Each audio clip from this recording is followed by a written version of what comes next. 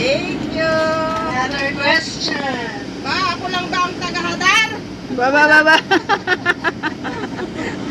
Kaya lahat ng mga dala natin napunta na sa'yo. Ang dalawang kasama ko ay yung dinasagot. Another question.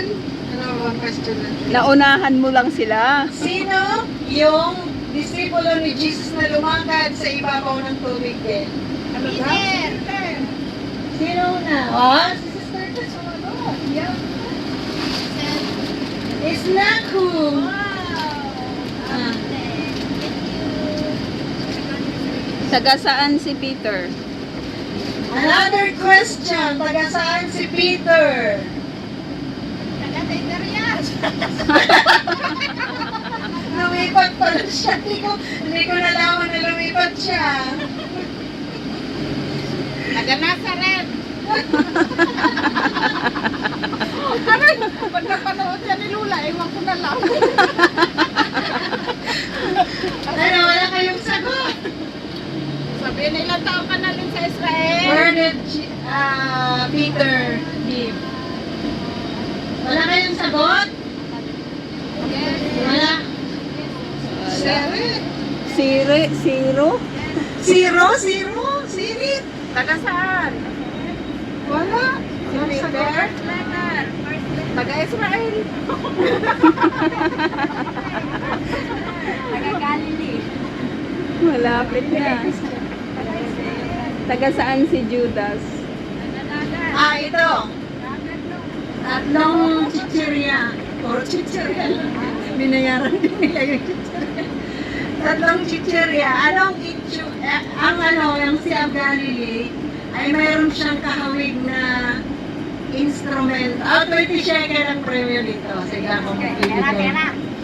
Yung si Galilee, mayroon siyang kahawig na isang musical instrument. Ano yung musical instrument na yun? Trumpet. Very good. Piano. Piano. Ano ba yan? Hula-hula lang. Trumpet. Flute. Hindi rin trumpet. Hindi rin flute.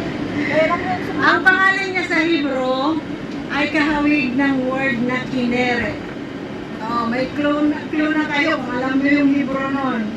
Mahuhulaan niyo. Yung gano'n Ang layo naman ng supa sa Yung kineret. gano'n na, yung... Ano ba tawag doon? Trompeta? Parang sungay ng ano? Supar. Kahawig nga ng word na kineret. Diba? Kineret. Kaya tinawag din siya na kineret. Hindi lang dahil sa ang pangalan.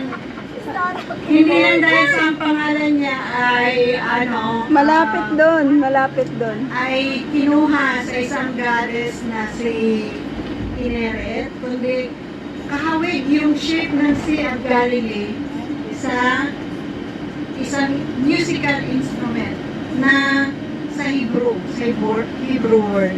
Ano yun? Piano? Hebrew ba yung piano? Kineset? Kineset. Wala? Trumpet? Piano? Maybe the children can answer. Guitar? What shape is what musical instrument is the shape of Sea of Galilee? You know? Huh? Gitara? You are near to the gitara. Correct! 20 shekel yun. Violin. You 20 shekel! 30 shekel! And what do you want? Boy bawang or 20 shekel and boy bawang or You want? Bravo! you want this also? And 20 shekel. Okay.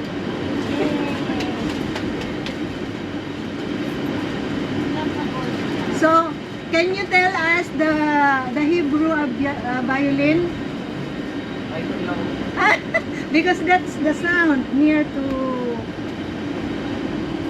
It's Dito na tayo. no, violin is not trumpet. It's kinor. Kinor. Right? Yarbinig. Ano yung- Nasa Yarbinig na tayo. Wala yung ano ko. Yan. Kinor. Kinor, Kineret, Yardenit. Nandito na tayo sa Yardenit. hindi pa naubos yung ating chichirya. Okay! Karawati, Karawati. Very good. Congratulations. Congratulations! So it's tandaan po natin, Kinor. Kinor. Juliet. Bilis lang natin, nandito na tayo. So we are here in Yardenit. So yung Yardenit po is Jordan River na siya. Hindi po siya Sea of Galilee na or Generet. Siya po ay Jordan River. Kung bakit po naggawa sila ng ganito dito, kasi nung mga unang taon, nung ang Israel ay hindi kaibigan ng Jordan, sarado yung papunta doon sa Jordan sa may Jericho. Hindi pwede pumunta doon.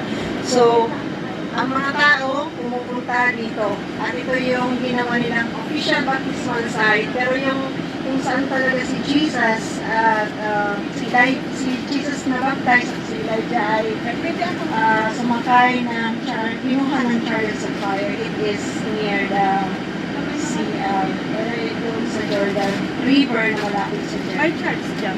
So, Wala. hindi. Isa lang siyang baptismal site. Yan. Pwede yung ng candle. Wala siyang church dyan.